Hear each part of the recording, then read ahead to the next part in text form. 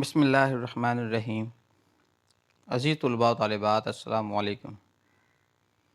Students, جیسا کہ آپ جانتے ہیں کہ آج ہمارا ویک نمبر 11 اور اسی مناسبت سے ہمارا لیکچر نمبر بھی 11 ہے۔ ہمارا پروجیکٹ مینجمنٹ لیکچر سیریز میں آج کا جو ٹاپک ہے، چونکہ جیسا کہ سارے اسٹوڈنٹ جانتے ہیں کہ ہم نے جو 5 سٹیجز تھی پروجیکٹ مینجمنٹ کی ان کو مکمل کر لیا ہے۔ آج کا ٹاپک جو کہ پرابلم سالونگ اور ڈیسیژن میکنگ سے متعلق ہے،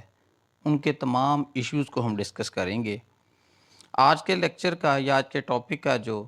پرسپیکٹیو ہے وہ کچھ یوں ہے کہ چونکہ ایک مینیجر کو یا ایک پروجیکٹ ٹیم کو مختلف سٹیجز میں سے گزرنا ہوتا ہے جب وہ پروجیکٹ کو مینیج کر رہے ہوتے ہیں،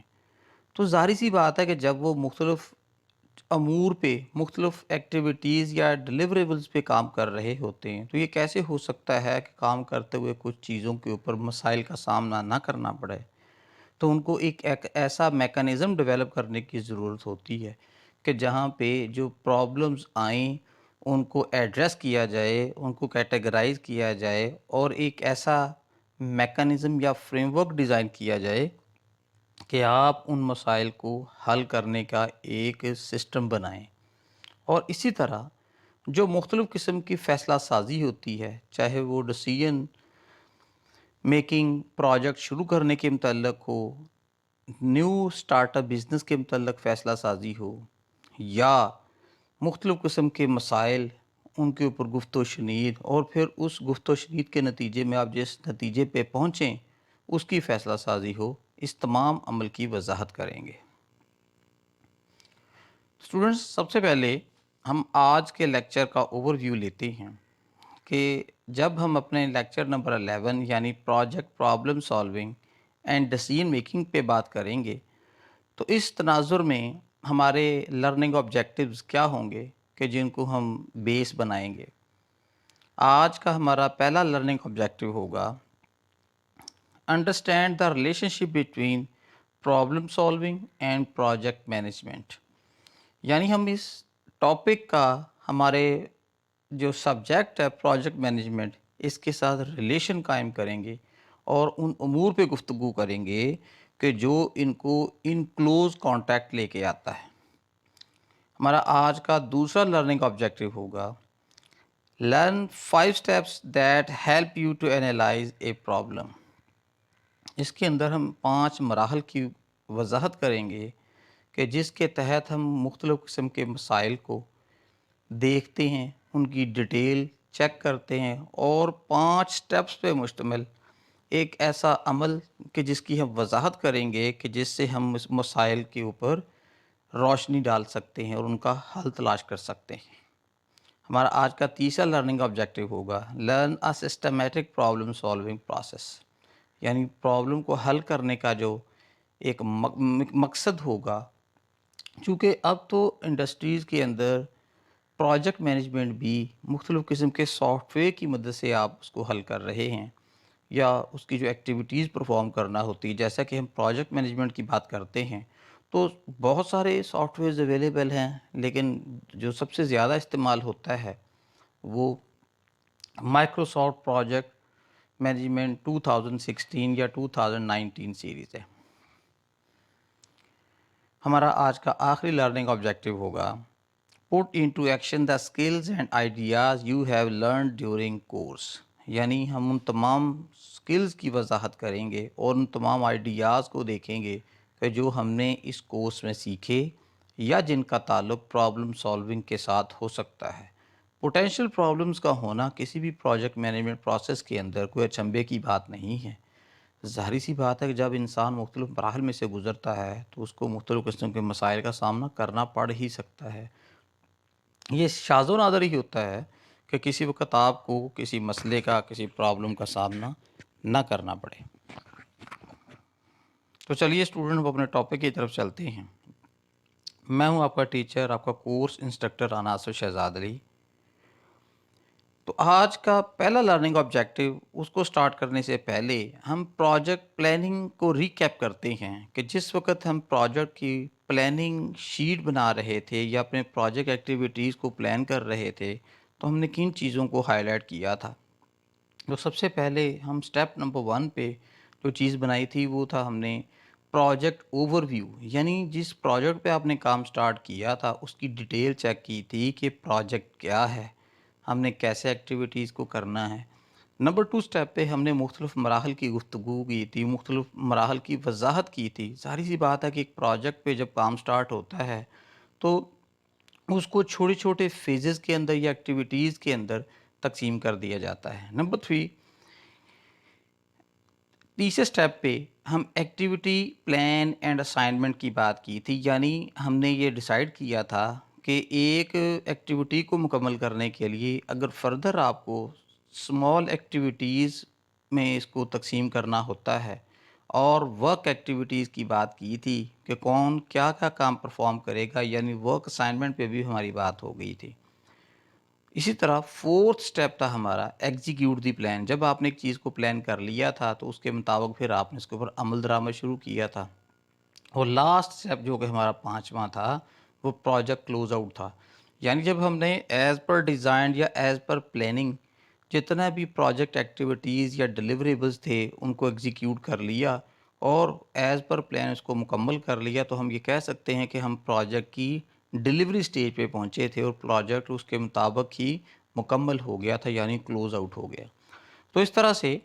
پروجیکٹ پلاننگ کو ہم نے 5 ڈسٹنکٹ ایکٹیویٹیز میں تقسیم کیا تھا کہ جس کے نام میں نے ابھی وضاحت کر دی ہے۔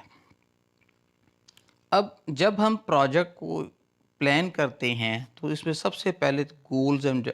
آبجیکٹیوز کی بات کی جاتی ہے۔ ساری سی بات ہے کہ ہر پروجیکٹ کے لیے سٹارٹ میں کچھ ایکٹیویٹیز ہوتے ہیں، کچھ ٹارگٹس کا تعین کیا جاتا ہے۔ ان ٹارگٹس کو سامنے رکھتے ہوئے آپ نے پلاننگ کرنا ہوتی ہے کہ مختلف قسم کے فیزز کی جو ایکٹیویٹیز ڈیسائیڈ کی ہوں گی یا فردر اگر ان کو کچھ خاص ڈی کمپوز کیا ہوگا اسمال ایکٹیویٹیز کے اندر، کیونکہ بہت ساری ایکٹیویٹیز ایسی ہوتی ہیں کہ جن کو مکمل کرنے کے لیے ہمیں اسمال ایکٹیویٹیز کو پرفارم کرنا ہوتا ہے۔ پھر ہم نے ٹاسک بتائے تھے کہ کس نے کیا کیا کام پرفارم کرنا ہے، اور کسی بھی شخص جو کہ آپ کی پروجیکٹ ٹیم کے اندر موجود ہوگا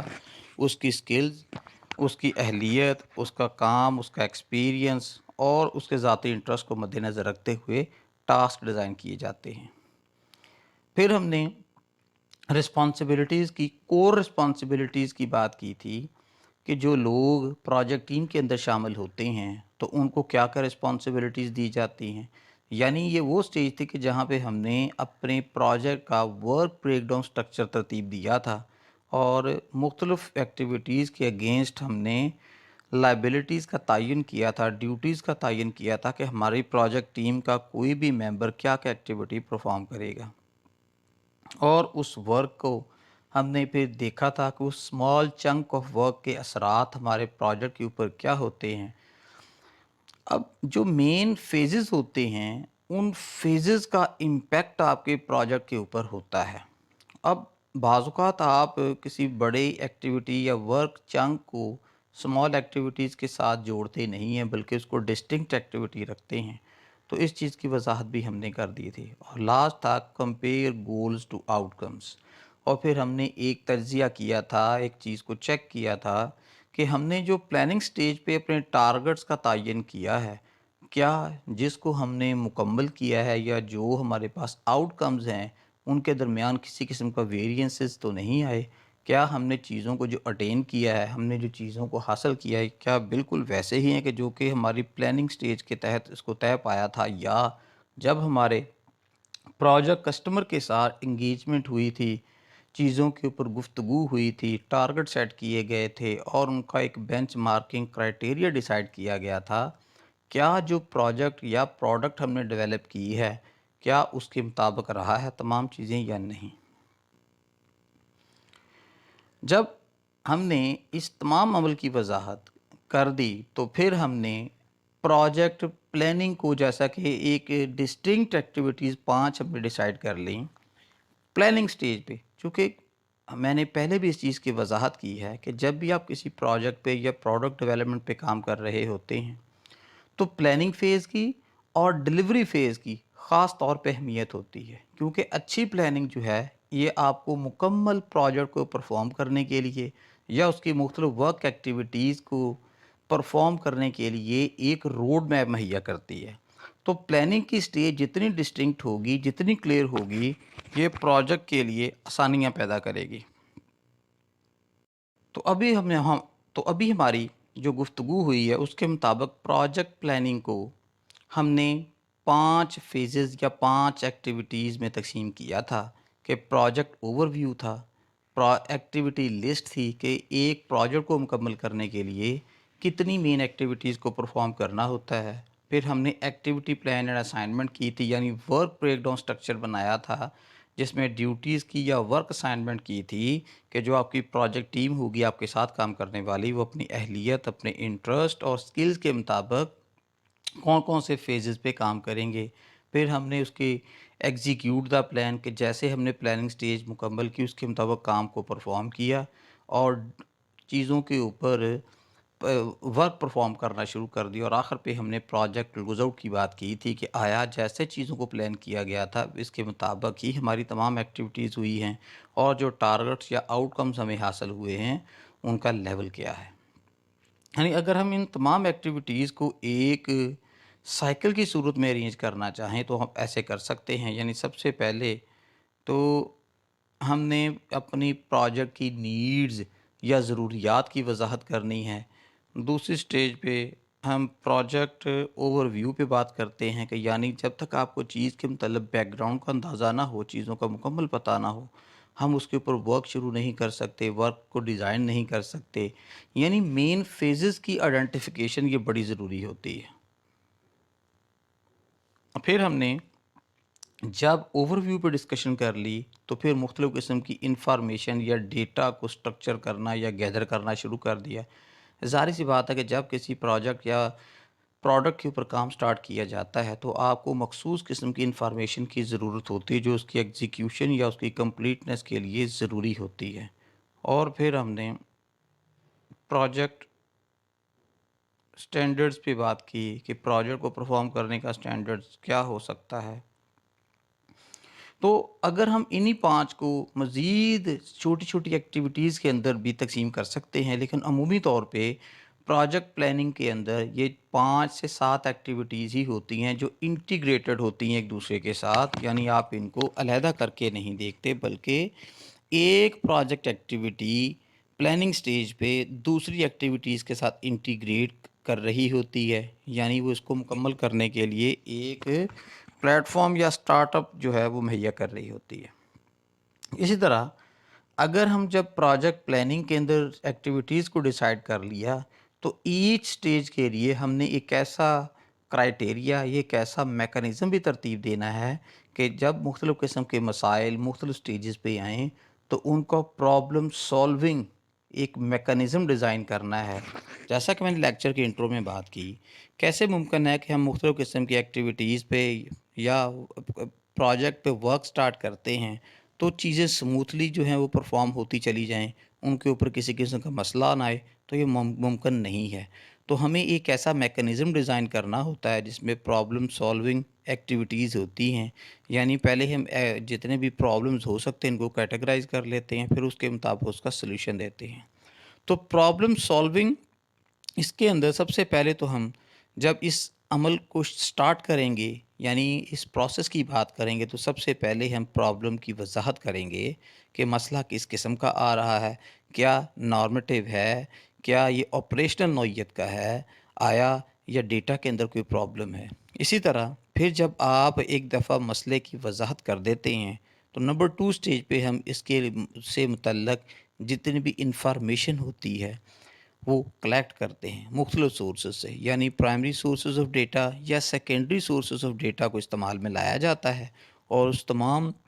انفارمیشن کو کلیکٹ کیا جاتا ہے جو اس پرابلم سے ریلیٹ کر رہی ہوتی ہے۔ تھرڈ سٹیج پہ determine the most important factors that contribute to the problem, یعنی ان عوامل کی، ان فیکٹرز کی وضاحت کی جاتی ہے جو خاص طور پہ اس تمام عمل پہ اثر انداز ہو سکتے ہیں۔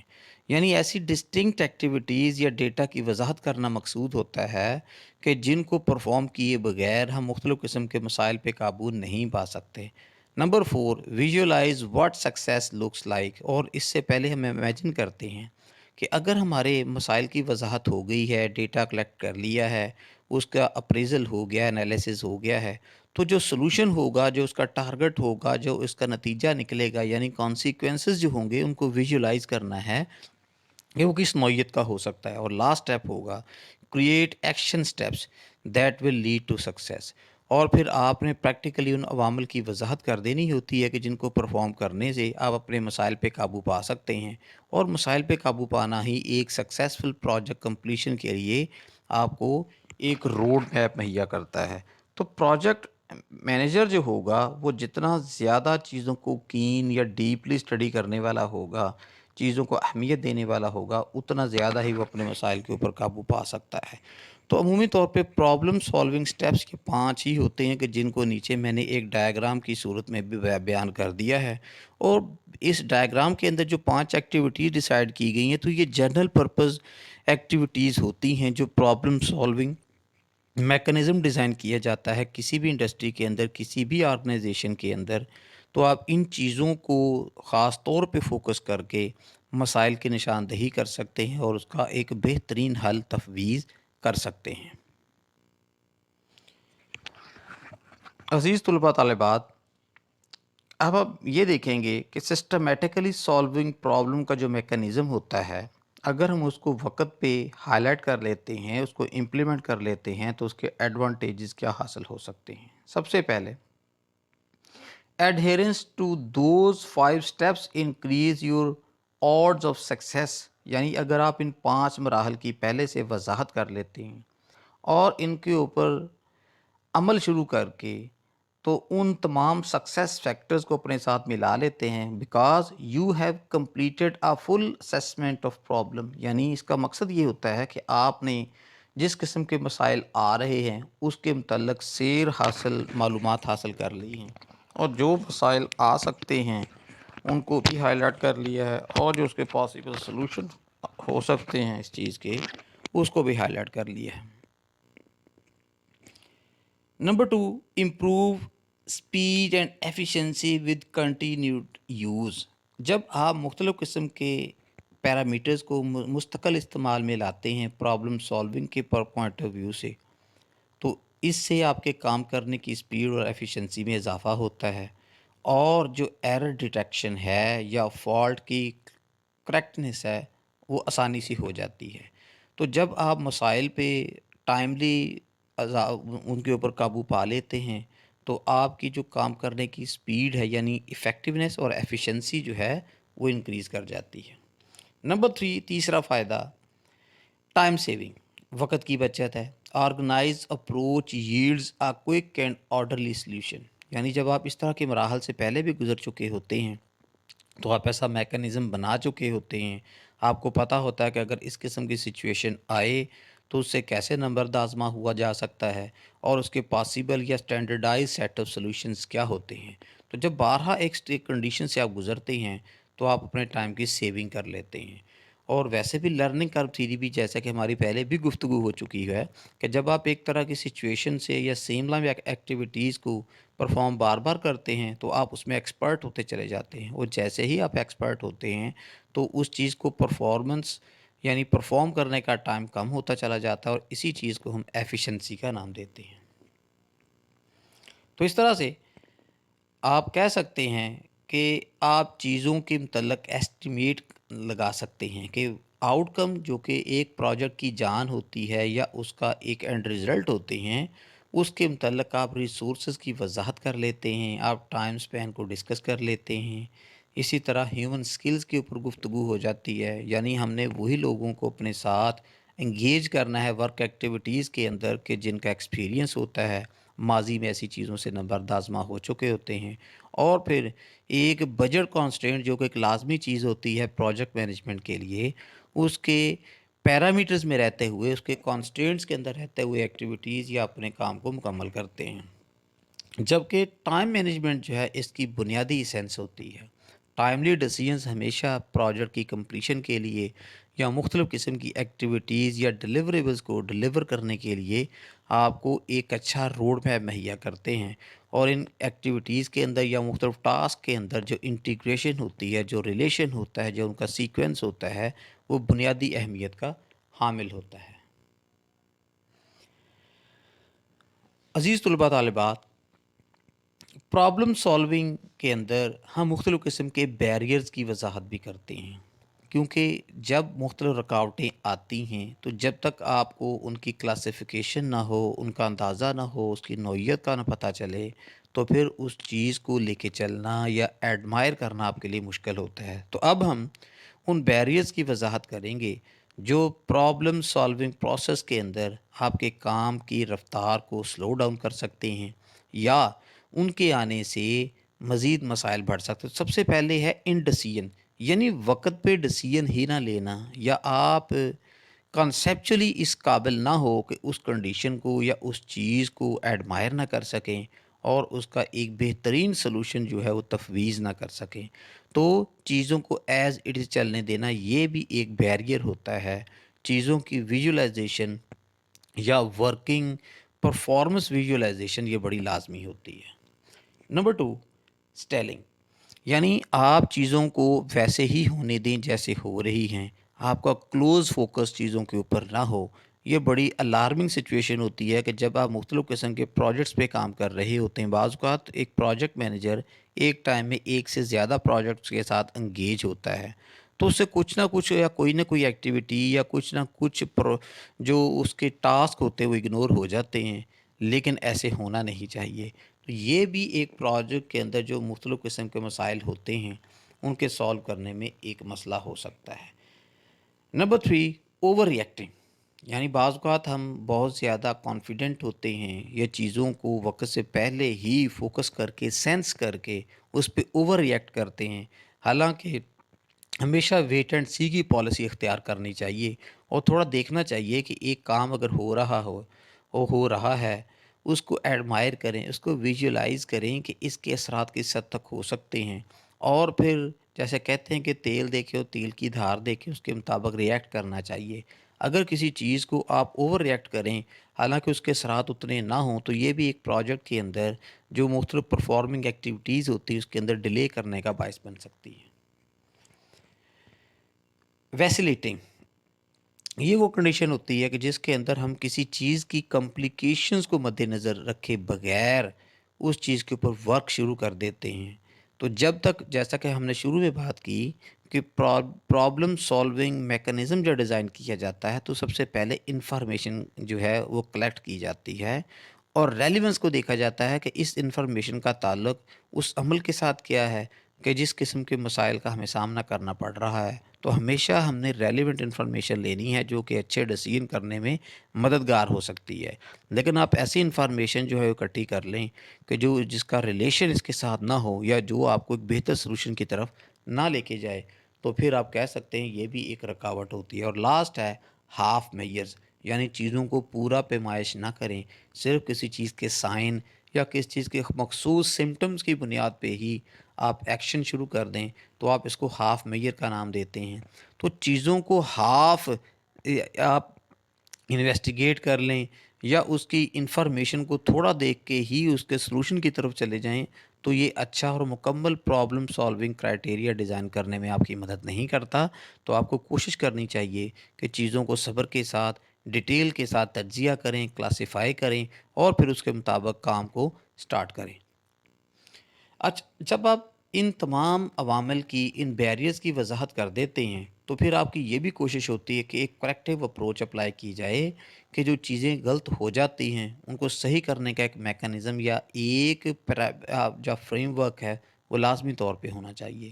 عمومی طور پہ جب ہم مختلف قسم کے مسائل کی وضاحت کرتے ہیں یا چیزوں کے حل کی طرف جاتے ہیں، تو ہم 4 سٹیپ اپروچ کو لازمی طور پہ اپناتے ہیں، جیسا کہ آپ کے سامنے میں نے ایک سلائیڈ بیان کی ہے۔ پہلی سٹیج پہ what's the problem we are trying to solve, یعنی ہم نے ان مسائل کی کلاسیفیکیشن کرنی ہے، کیا وہ کوالٹیٹیو نوعیت کے ہیں، کوانٹیٹیو نوعیت کے ہیں، آپریشنل نوعیت کے ہیں، کس قسم کے مسائل ہیں۔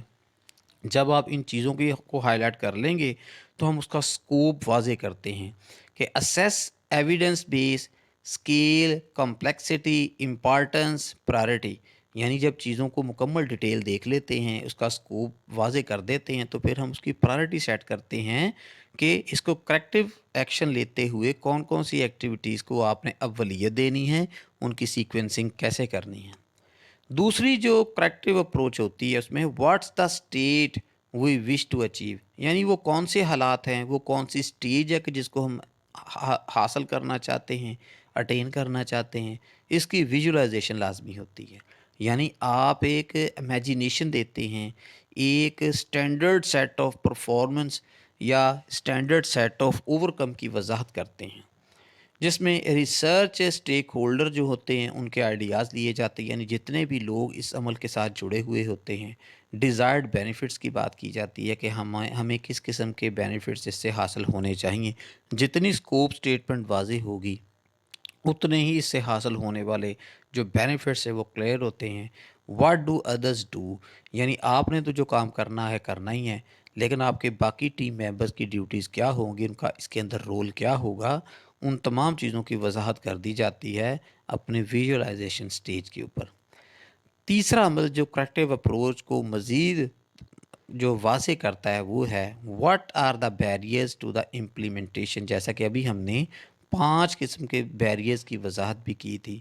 یعنی رکاوٹیں کس قسم کی ہو سکتی ہیں۔ جب آپ رکاوٹ کے متعلق ڈیٹیل میں سمجھ رہے ہوں گے، ان کو کلاسیفائی کر چکے ہوں گے، تو پھر اس کے اچھے سلوشن یا اوائڈنس کے تحت بھی کام کر سکتے ہیں۔ اور ان رسک پیرامیٹرز کی وضاحت کر دی جاتی ہے، identify the money people time infrastructure culture and structural issues, یعنی جب ہم ایک کام کی اسٹرکچر فارمیشن کرتے ہیں تو اس کے تحت ہی تمام ایکٹیویٹی ڈیسائیڈ کی جاتی، جیسا کہ میں پہلے بھی بات کر چکا ہوں کہ ورک بریک ڈاؤن اسٹرکچر کے اندر نہ صرف یہ کہ ہم اپنے ٹوٹل ایکٹیویٹیز کو اسمال یا ڈسٹنکٹ ایکٹیویٹیز کے اندر تقسیم کرتے ہیں، بلکہ ورک اسائنمنٹ بھی ہوتی ہے کہ جو لوگ آپ کی پروجیکٹ ٹیم کا حصہ ہوتے ہیں تو ان کو مختلف قسم کی ایکٹیویٹیز یا رسپانسبلٹیز دی جاتی ہیں۔ اور لاسٹ عمل جو کہ کریکٹیو اپروچ کے اندر ہوگا، how will we overcome them, ہم ان حالات سے نبرد آزما کیسے ہو سکتے ہیں، ان چیزوں کے اوپر قابو کیسے پا سکتے ہیں۔ یعنی اس کے اندر پریکٹیکل امپلیمنٹیشن کی بات ہوتی ہے کہ جن چیزوں کو ہم نے ڈیسائیڈ کیا ہوتا ہے، جو عوامل یا پیرامیٹرز ہم نے ڈیسائیڈ کیے ہوتے ہیں، ان کے اوپر عمل درآمد ہوتا ہے۔ عزیز طلباء طالبات، اب ہم نے پرابلم سالونگ پہ کافی گفتگو کر لی، اب ہم ڈسیزن میکنگ کی ایشو کو ڈسکس کریں گے کہ ڈسیزن میکنگ کا عمل کس سٹیج پہ ہوتا ہے جب آپ مختلف قسم کے پروجیکٹ پہ کام کر رہے ہوتے ہیں۔ جیسا کہ چیپٹر کے انٹرو میں نے بتایا کہ فیصلہ سازی کا عمل 2 سٹیجز پہ ہمیں ہو سکتا ہے، یعنی جب ہم ایک پروجیکٹ کو آئیڈینٹیفائی کرتے ہیں، سٹارٹ کرتے ہیں، تو اس کے متعلق بھی ہمیں کچھ فیصلے لینے ہوتے ہیں۔ لیکن جب کسی پروجیکٹ پہ کام کر رہے ہوں تو ڈیورنگ پرفارمنگ سٹیج مختلف قسم کے پرابلمس آتے ہیں، ان پرابلم کا حل تفویض کرنا اور فیصلہ سازی کرنا، یہ دوسری قسم کی فیصلہ سازی ہو سکتی ہے۔ تو سب سے پہلے تو ہم جب مختلف قسم کے فیصلہ سازی کی بات کریں گے تو پہلا عمل اور بڑی ہی ڈسٹنکٹ ایکٹیویٹی برین سٹارمنگ ہوتی ہے، یعنی آپ اپنے ذہن کو ہلاتے ہیں، آئیڈیاز کو یکجا کرنے لگ جاتے ہیں اور ویژولائز کرتے ہیں کہ مسائل کیا ہو سکتے ہیں اور اس کا پاسیبل سیٹ آف سولوشنز کیا ہوں گے۔ تو برین سٹارمنگ سٹیج پہ سب سے پہلے انکرج آل ٹو پارٹیسپیٹ، یعنی جتنے بھی لوگ آپ کے ساتھ وقت ایکٹیویٹیز میں جڑے ہوئے ہوتے ہیں ان کو انکرجمنٹ ہوتی ہے کہ وہ اپنا رول پلے کریں۔ ایوری آئیڈیا از ویلیوبل، یعنی جب آپ اپنی پروجیکٹ ٹیم کے ساتھ ڈسکشن کرتے ہیں، برین سٹارمنگ کرتے ہیں، آئیڈیاز کو کلیکٹ کرتے ہیں اور اس کی اس سچویشن کو سمجھتے ہیں،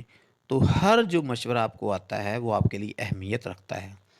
number 2، think out side the box, یعنی آؤٹ آف دا باکس چیزوں کو سوچنا ہے۔ بعض چیزوں کے اسٹینڈرڈ سلوشنز ہوتے ہیں لیکن بعض چیزوں کو آؤٹ آف دا باکس لے کے جائیں گے، کیونکہ جب آپ اپنے کام کے اندر یونیکنیس لانا چاہتے ہیں تو پھر آپ کو آؤٹ آف دا باکس جانا ہوگا۔ Agree at the outside not to be critical of دا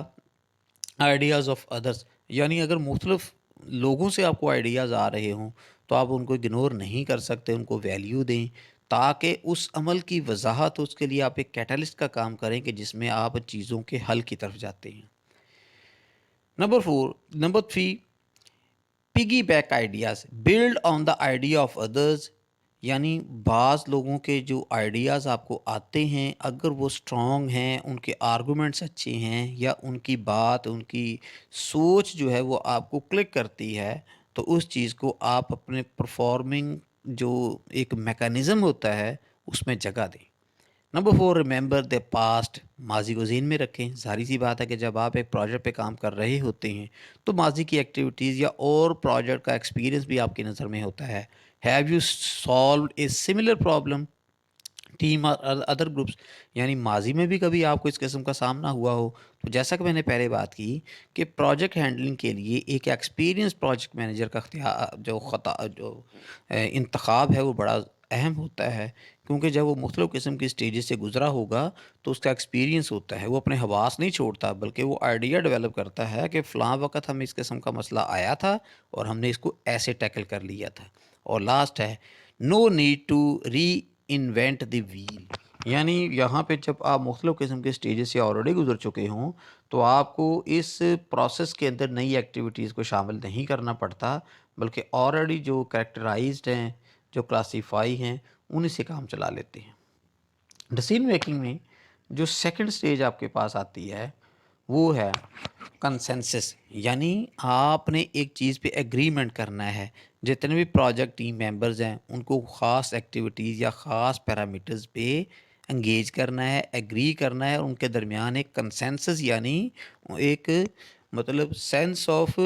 ऐसी एबिलिटी कायम करनी है कि आप चीज़ों पे एग्री कर जाएं, एक दूसरे की बात को मान लें।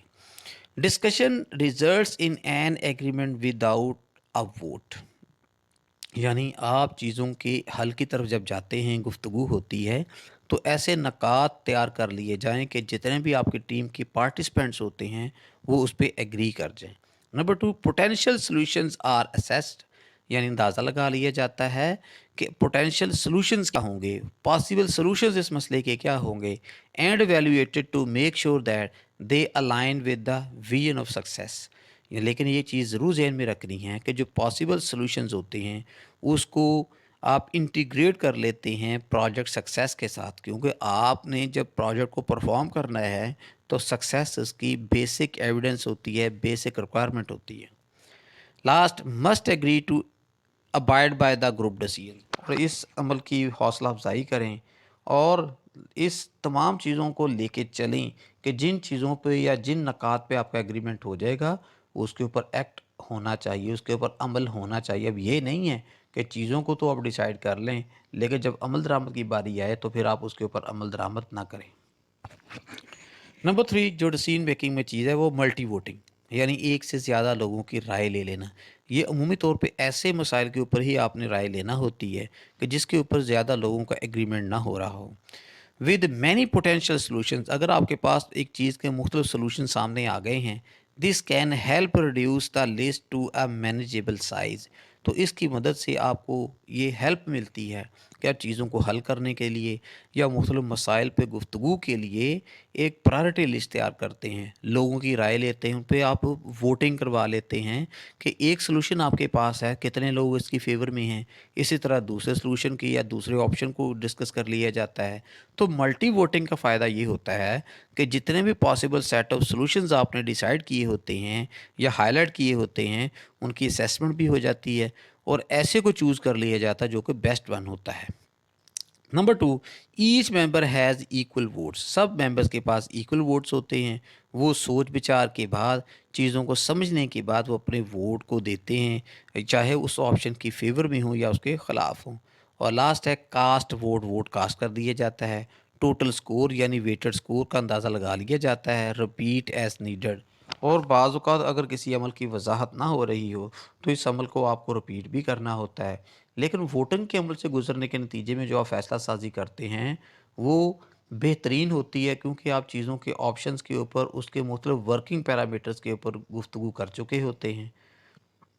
तो मल्टी वोटिंग के अंदर जो एक्टिविटीज़ हो सकती हैं इसमें असेंबल टीम यानी एक टीम बना ली जाती है, नंबर ऑफ़ आइडियाज़ को सामने रख लिया जाता है, उन आइडियाज़ के मुताबिक वोटिंग करवाई जाती है, count and record the votes. अगले मरहले पे जितने भी वोट एक ख़ास آپشن کی فیور میں کلے ہوئے ہوتے ہیں پول یا کاسٹ، ان کی گنتی کرنی ہوتی ہے۔ پھر اس گنتی کے مطابق جب ویٹڈ سکور آپ کے سامنے آتا ہے تو آپ اسی میں سے ایک ایسے آئیڈیا کو سلیکٹ کر لیتے ہیں جس کا ویٹڈ سکور زیادہ ہوتا ہے، اور پھر اس کے مطابق آپ ایک ایکشن پلان کریٹ کر لیتے ہیں۔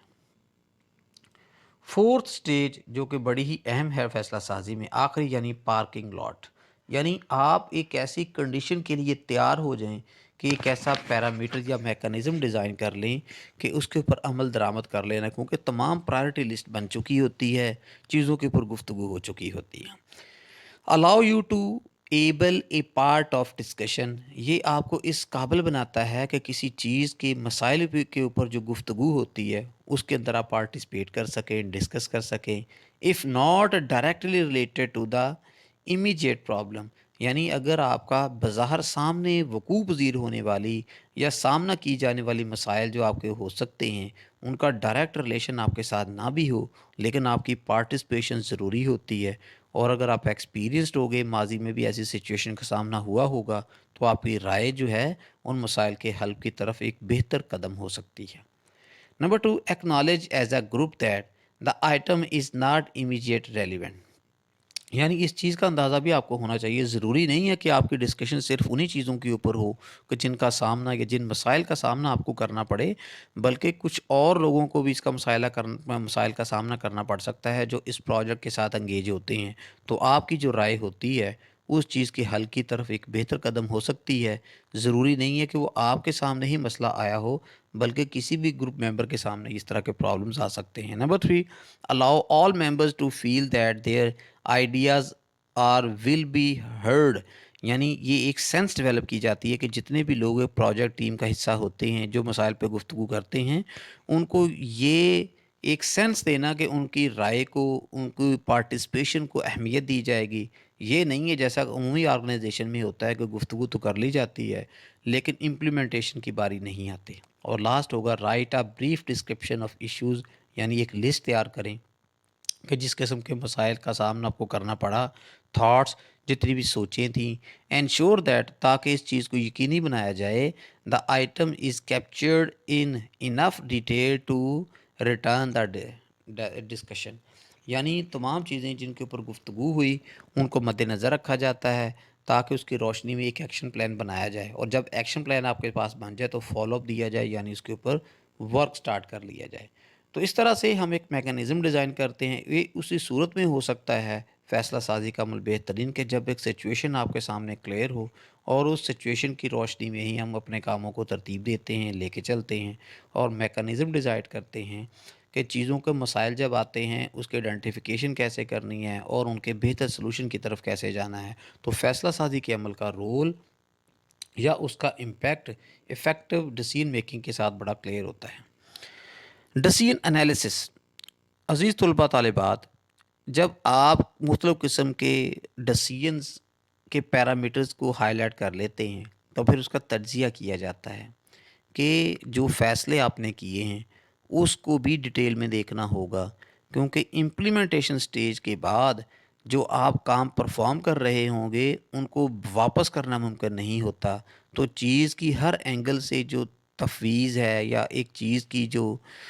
چیکنگ ہے وہ کر لینا بڑا لازمی ہوتا ہے۔ اس میں سب سے پہلے آپ جب ڈیسیژن فریم کرتے ہیں تو اس پہلو کو مد نظر رکھا جاتا ہے،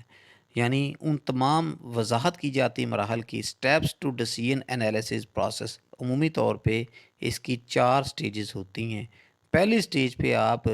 ڈیسیژن فارمنگ کرتے ہیں، یعنی جتنے پاسبل سیٹ آف سلوشنز تیار کرنے ہوتے ہیں ان کو کیا جاتا ہے، اور اس کے اندر یہ وہی 5 سٹیپس ہوں گے جو کہ پلاننگ سٹیج پہ ہوتے ہیں، یعنی آئیڈینٹیفیکیشن آف پرابلم اور اپرچونیٹیز کی جاتی ہے۔ نمبر 2 پہ اسیسنگ دا بزنس سچویشن ہے، یعنی بزنس کی کرنٹ سچویشن کا تجزیہ ہوتا ہے۔ پھر ڈٹرمننگ اے سکسیس کرائٹیریا، چیزوں کے لیے کامیابی کا نقطہ کیا ہوگا، کامیابی کا سکور کیا ہونا چاہیے۔ آئیڈینٹیفائنگ دا انسرٹینٹیز، یعنی ایسی تمام چیزوں کی بھی وضاحت کر دی جاتی ہے کہ جن کو آپ نے پہلے آئیڈیلائز نہیں کیا ہوتا ہے، ویژولائز نہیں کیا ہوتا، ان چیزوں کی سرٹینٹیز یا انسرٹینٹیز کو ہائی لائٹ کر دیا جاتا ہے۔ اور آخری ہوتا ہے generation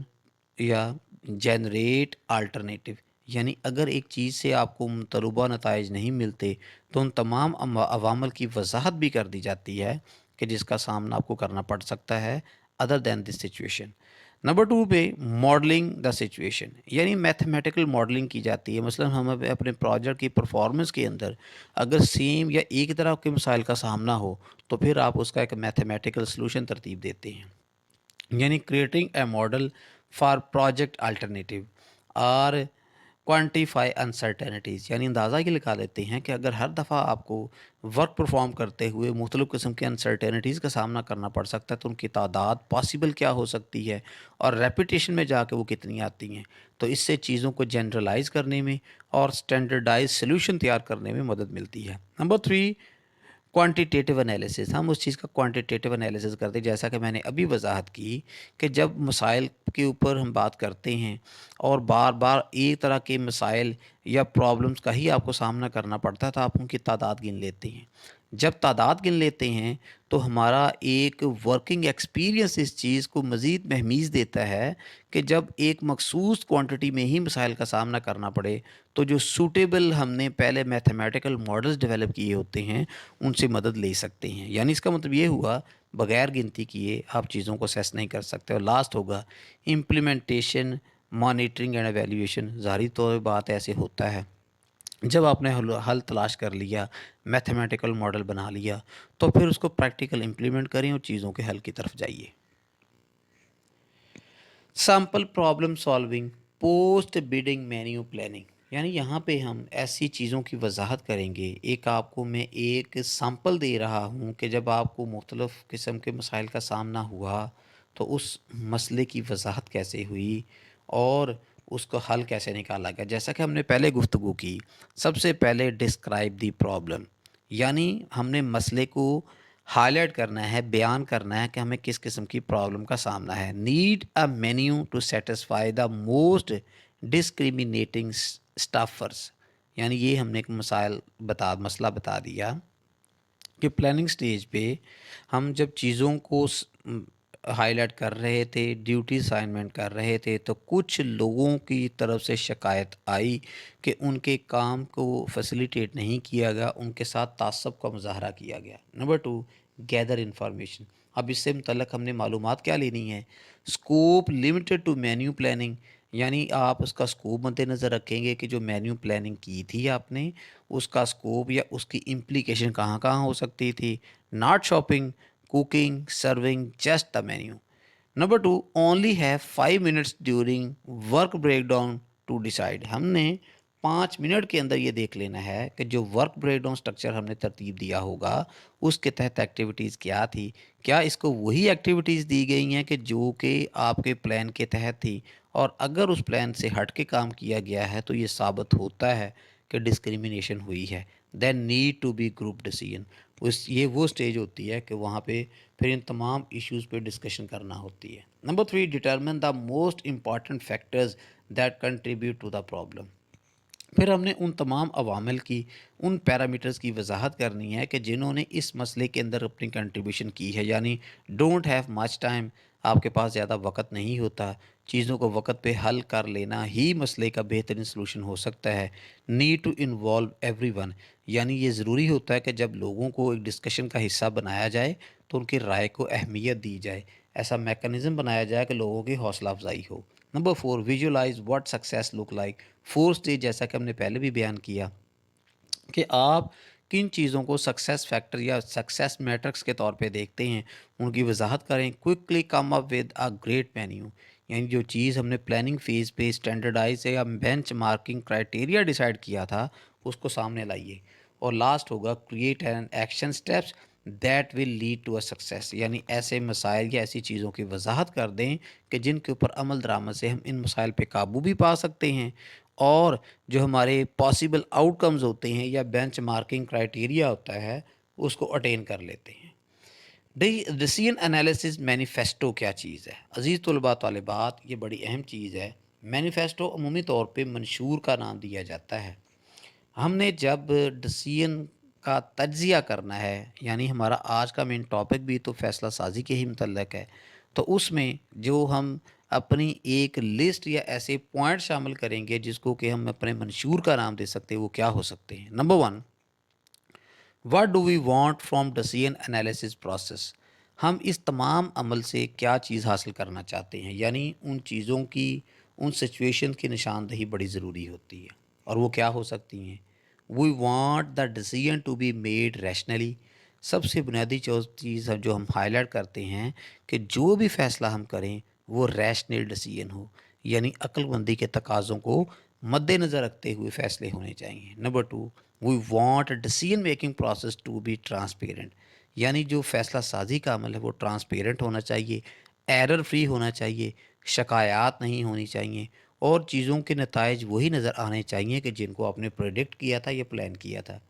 number 3، we want to have a mechanism to correct the mistakes, ایک ایسا میکانزم ہونا ہمارے پاس ضروری ہے تاکہ جس کے اندر پرابلم کی وضاحت ہو، اس کے اوپر ڈسکشن ہو، ڈیٹا کلیکشن ہو، اور ایسے سیٹس آف سلیوشنز ہمارے پاس ہونے چاہیے کہ جب چیزوں کو مسائل بار بار اور ایک ہی نوعیت کے سامنے آئیں تو پھر ان کو حل کیا جائے، ان کو فکس کیا جائے، اور اپنے اس تمام عمل کو، فیصلہ سازی کو بہترین بنایا جائے۔ عمومی طور پہ جو ہم مختلف قسم کے مسائل آتے ہیں فیصلہ سازی کے اندر، ہم ان کو پرائرٹائز کیسے کرتے ہیں؟ یعنی سب سے پہلے اگر آپ ایک پروڈکٹ کو لانچ کرتے ہیں تو لانچ کرنے کے لیے آپ کو ایک افیکٹو مارکیٹنگ کیمپین کی ضرورت ہوتی ہے، اس کے آپشنس پہ غور کیا جا سکتا ہے۔ جب آپ مارکیٹ میں جاتے ہیں تو کیسے ہو سکتا ہے کہ کمپیٹیٹرز کو نظر انداز کر دیں؟ تو کمپیٹیٹرز کو بھی مد نظر رکھا جاتا ہے، اور جب آپ کمپیٹیٹرز کے اوپر ڈیٹا کلیکٹ کریں گے، گفتگو کریں گے، انالائز کریں گے، تو پھر اس چیز کو بھی مد نظر رکھیں گے کہ ایچ کمپیٹیٹر کا مارکیٹ شیئر کتنا ہے، اور پھر آخر پہ جا کے کیپیکس دیکھتے ہیں کہ آپ نے یہ جو ایک میکانزم موجود ہے، ایک پورٹ فولیو آپ کے پاس موجود ہے، اس میں اپنے لیے جگہ کیسے کریٹ کرنی ہے۔ تو اس کا مطلب یہ ہوا، ایک چیزوں کی وضاحت سے لے کے، آئیڈینٹیفیکیشن سے لے کے، اور اس کا سیٹ آف سولوشن، تمام چیزیں آپ کے مینیفیسٹو کے اندر شامل ہونی چاہیے۔ عزیز طلباء طالبات، جب ہم چوائسیز کی یا ڈیسیژن میکنگ کی بات کرتے ہیں تو ابھی ہم نے ریشنلٹی کی بات کی، جیسا کہ آپ نے پرنسپلز آف مینجمنٹ کے اندر بھی اس چیز کو اسٹڈی کیا ہوا ہے۔ تو اب ہم یہ وضاحت کریں گے کہ ریشنل چوائس کیا ہوتی ہے۔ Decisions policy is a set of principles, یعنی ہم کسی چیز کی فیصلہ سازی کی جب حکمت عملی یا پالیسی بناتے ہیں تو یہ ان تمام پرنسپلز یعنی قوانین کا مجموعہ ہوتی ہے، are preferences use for selection alternative, جن کو استعمال میں لاتے ہیں کہ جس کے لیے ہم مختلف آلٹرنیٹیوز رکھے ہوتے ہیں، ان میں سے ہم نے بہترین چیز چوز کرنی ہوتی ہے اپنی عقل کے تقاضوں کو مینٹین کرتے ہوئے۔ اس کے لیے ایک ایکسپیرینس یا ریشنل مینیجر کا یا پرسن کا یا ٹیم ہیڈ کا ہونا ضروری ہے۔ اب ہم اس پہ گفتگو کریں گے، آیا جو ایک ڈسیژن کرنے والا شخص ہے وہ ریشنل ہے؟ تو ریشنل ہے تو اس کے مختلف خصوصیات کو یا کریکٹرز کو سامنے رکھنا ہوگا۔ اسٹرانگ ایمفیسس آن پروفیٹیبلٹی، یعنی ایک اچھے پروجیکٹ مینیجر جو کہ ریشنل ڈسیژن لیتا ہے وہ کبھی بھی پروفٹ کے فیکٹر کو نظر انداز نہیں کرتا۔ Number 2، low emphasis on the safety of adversaries and a strong emphasis on the security of its own employee، یعنی وہ چیزوں کو تو اہمیت دیتا ہے لیکن کبھی بھی اپنے ٹیم ممبرز یا جو لوگ اس کے ساتھ کام کر رہے ہوتے ہیں ان کی سیکیورٹی کو اگنور نہیں کرتا، with a special concern for management، یعنی وہ جب چیزوں کو مینیج کر رہا ہوتا ہے، یہ بھی ریشنلٹی ہے۔ Number 3، low regard for following the legal rules and regulations, یعنی یہ لازمی طور پہ ہوتا ہے اگر ریشنلٹی جو ہے، اگر ہم چیزوں کے مختلف سٹینڈرڈائز پروسیجرز ترتیب دے چکے ہوں تو ہم ان کے رولز اینڈ ریگولیشنز کی طرف جاتے ہیں۔ کیا آپ رولز اینڈ ریگولیشن کو اہمیت دیتے ہیں؟ اگر کم دیتے ہیں تو آپ اچھے ریشنل چوائسر نہیں ہیں، لیکن اگر آپ ان رولز کو اہمیت دیتے ہیں تو اس کا مطلب ہے کہ آپ کو ایک سسٹم کے تحت کام کرنا آتا ہے۔ اسٹرانگ ایمفیسس، یعنی ایک اچھا جو ریشنل ڈسیژن میکر ہوتا ہے اس کی زیادہ توجہ ہوتی ہے آن آرگنائزیشنل اسٹرکچر، جب ایک کام کو یا ایک آرگنائزیشن کو بنانے کا یا فنکشنل اسٹرکچر ترتیب دیتے ہیں، including clear definition of rules, اس اچھے اسٹرکچر کے اندر رول بڑے واضح ہوتے ہیں، رسپانسبلٹیز کو بڑے سوچ بچار کے بعد جو ہے تفویض کیا جاتا ہے، اور رپورٹنگ پیرامیٹر ڈیسائیڈ کیے جاتے ہیں۔ اور لاسٹ ہے strong emphasis on fostering good relation ship with the local community. ایک اچھا شخص جو پبلک ریلیشنز کو بڑی اہمیت دیتا ہے، یا ایسے لوگ جو پروجیکٹ کے ساتھ جڑے ہوئے ہوتے ہیں کہ جن کو ہم نے اسٹیک ہولڈر کا نام دیا ہوا ہے، ان کے درمیان ایک اچھا ریلیشن قائم کرتا ہے، اور ایسا میکنزم ڈیسائیڈ کرتا ہے کہ ہر شخص سے وہ فائدہ لیا جا سکے جو کہ انگیج ہوتا ہے اس انٹیگریٹڈ پروسیس کے ساتھ جڑا ہوتا ہے. تو ہم کہہ سکتے ہیں کہ جو ریشنل بیہیویئر ہے is a behaviour that maximise the value of consequences, جو نتائج کو حاصل کرنے کی پاسبلٹی کو میکسیمائز کرتا ہے، and based on decision policy, اگر وہ ایک اچھی ڈیسیژن پالیسی کے اوپر جو ہے وہ بیس کرتا ہو. اور اچھی ڈیسیژن پالیسی وہی ہوتی ہے کہ جس میں آپ ایشوز کو کلاسیفائی کرتے ہیں، اس کی اچھی انفارمیشن آپ کے پاس موجود ہوتی ہے، اور پاسبل سیٹس آف سلیوشنز آپ کے پاس موجود ہوں.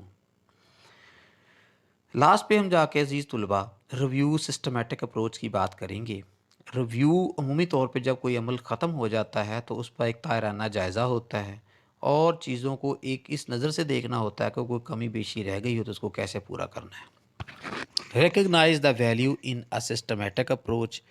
To problem solving. اس چیز کی وضاحت کر دیں، اس چیز کو ہائی لائٹ کر دیں کہ جب آپ کسی سسٹم کی اپروچ کو ریویو کر رہے ہیں اور وہ تمام چیزیں کسی خاص قسم کے مسئلے کا حل ہیں، تو آپ نے ان کو فالو کیسے کرنا ہے. ظاہر سی بات ہے کہ ہم مختلف قسم کے ایکشن پلانز میں جو ایکٹیویٹیز ہیں ان کو ارینج کر چکے ہوتے ہیں، تو پھر ان کو فالو کرنا چاہیے جیسے کہ آپ نے مسائل یا اس کے مراحل ڈیسائیڈ کیے ہیں. Number 2، make it second nature realise time again.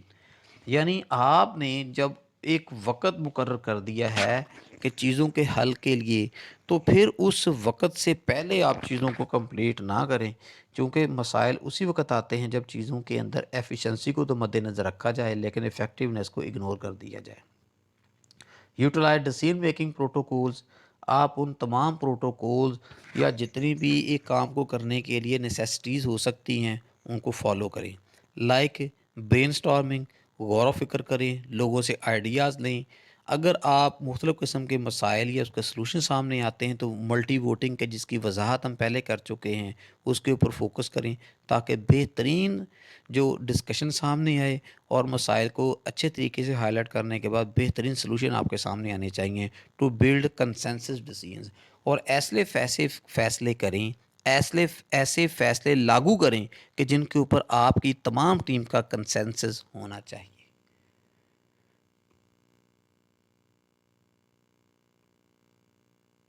Final rule of thumb. عزیز طلباء طالبات، ہم اپنے چیپٹر کو، آج کے لیکچر کو ان فائنل سینگ کے ساتھ کلوز آؤٹ کرتے ہیں، تھم رول بناتے ہوئے کہ آپ نے ایک پیرامیٹر یا ایک فریم ورک مینٹین کرنا ہے کہ جس کو ہم کہتے ہیں MARF، یعنی مینٹین ایبسلیوٹ ریجڈ فلیکسیبلٹی. یعنی آپ کے کام کے اندر فلیکسیبلٹی ہونی چاہیے while working on certain or specific projects.